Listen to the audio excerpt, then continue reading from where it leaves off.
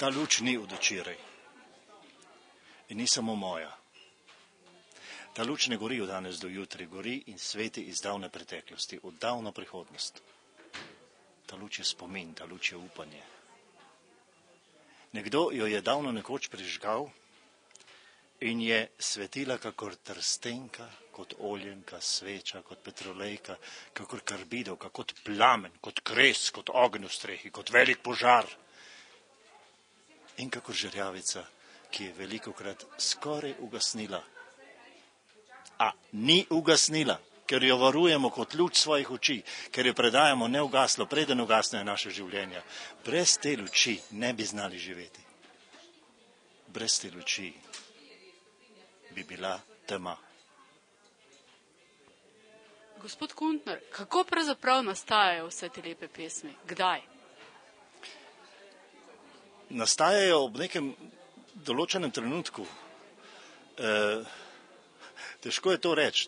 To je tako, kot da bi vprašali mater, kdaj rodi, kdaj mora iti roditi. To so neki posebni trenutki, ki pa človek, ki se s tem ukvarja, pa ne samo s poezijo, tudi z druge vrste umetnosti, je neko posebno stanje, ker pa človek se nekako mora izpovedati. Jaz to čutim kot silo po izpovedi. To je lahko sred noči, lahko sredi dneva, kadarkoli.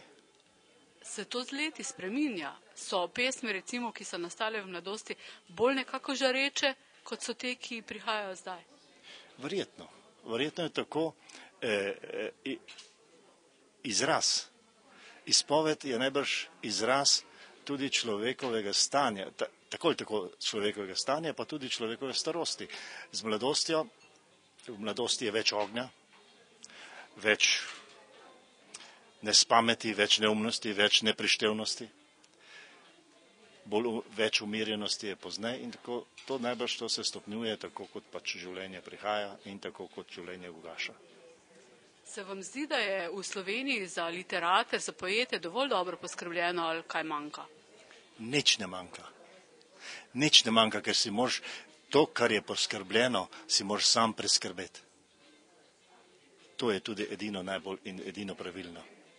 Nič ni treba, da je postlano. To si mora vsak sam vzeti. Pri umetnosti je tako, pri vsaki umetnosti je tako. In jaz se čisto nič ne tožim, da je recimo neka uradno stališče mačehovsko. Si moraš sam vzeti. Pravzaprav to je tako intimno dejanje, ki je samo tebi namenjeno, seveda tudi namenjeno drugim, ampak bistvo je to, da je tako, kot si sam vzameš, kot ležiš, tako kot si sam postelješ. Se pogosto udeležujete takšnih srečanj, kot je recimo odprti mikrofon? Ja, kar.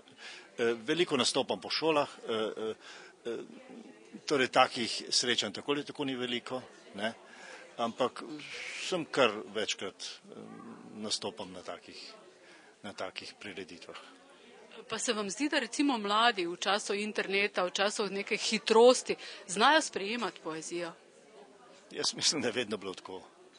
Vedno je bilo tako, da je poezija bila za občutljivejše ljudi, da ne rečem za elitnejše ljudi, duhovno elitnejše.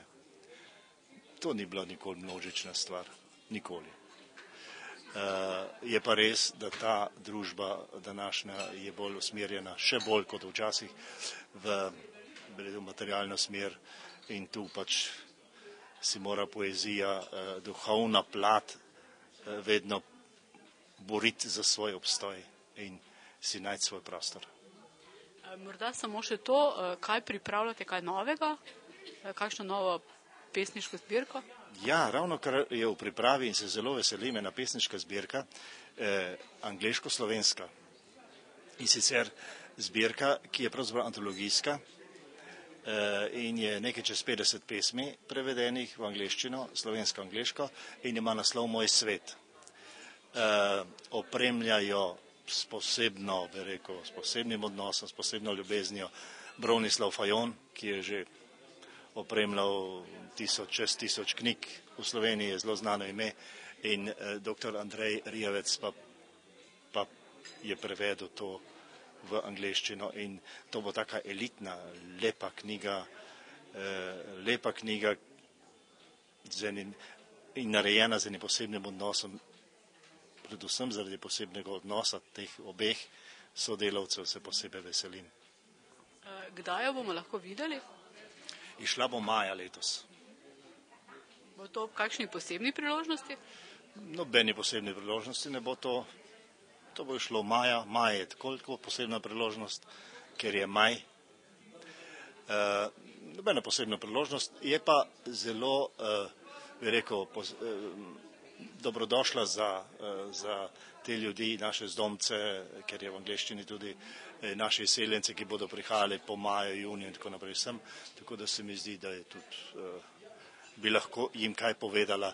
Ima pa 7 ciklusov tako kot so moje pesmi, od Lesnike do Tropin, vmes vse in tudi velik poudarek je med temi ciklusi je velik poudarek na naslovu Mati Slovenija, se pravi na našem, tako bi rekel, na naši domovini in na zvezdnem trenutku naše zgodovine.